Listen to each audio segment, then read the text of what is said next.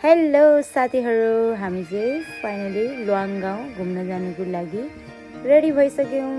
म चाहिँ मेरो साथीहरू हामी चाहिँ धेरै भिडियो क्याप्चर गर्न नभएको भएर त्यही साइडबाट देख्ने भ्यू मात्रै क्याप्चर गरेँ मैले चाहिँ। पारिको चाहिँ लुवाङ गाउँ रहेछ अनि अफरोड भएको भएर चाहिँ म चाहिँ अलिकति हिँड्न परेको थियो, स्कुटीमा गएको थिएँ नि त, त्यही भएर अनि फाइनली आइपुगेँ। यहाँ चाहिँ एक्लै घर मात्रै रहेछ अनि खासै त्यस्तो वाउ चाहिँ नदेख्यो, तर घर चाहिँ राम्रो थियो। तर हामी सबैजना साथीहरू थियौँ नि त, तर एकदमै रमाइलो चाहिँ भएको थियो। एक्लै भए तापनि अलिक उतापट्टि गएको भए चाहिँ धेरै रमाइलो हुन्थ्यो। त्यसपछि जाडो थियो, चिसो चिसो थियो। जाने बित्तिकै हामीले त्यहाँ गयौँ, त्यहाँको रुममा गयौँ फर्स्टमा।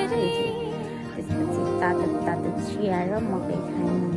वाउ कस्तो मिठो थियो, तर चिसोमा एकदमै मिठो भइरहेको थियो। मासु पनि साथसाथै पोलेर खाइहालेँ, पोर्क र बफ थियो, चटपटी पनि खाएँ। फाइनली वेन्स पनि खाएँ।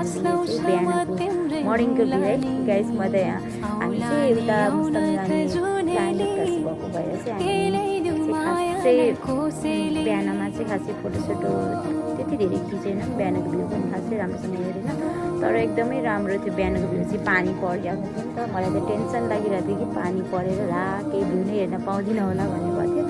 यस्तो राम्रो राम्रो फुलहरू रहेछ, मैले चाहिँ फुललाई पनि माया गरेँ। अनि फाइनली गाइस हामी चाहिँ फर्किनु पर्ने थियो, हतार थियो नि त, किनकि हामीलाई मुस्ताङ न्यू खेल्न जानुपर्ने थियो। त्यही भएर फुल चाहिँ सयपत्री फुल चाहिँ अहिले नै ढकमक्क फुलिरहेको के, किनकि यसपालि तिहार अलिक छिटो थियो नि त। म त कपाल पनि फोड्न पाएन।